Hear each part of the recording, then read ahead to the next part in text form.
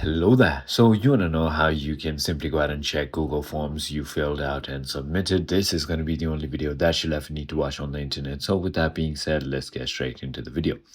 To check submitted Google Forms, all you need to do is simply go ahead and open Safari and then simply go ahead and search for docs.google.com/forms. So docs.google.com/form, just like that.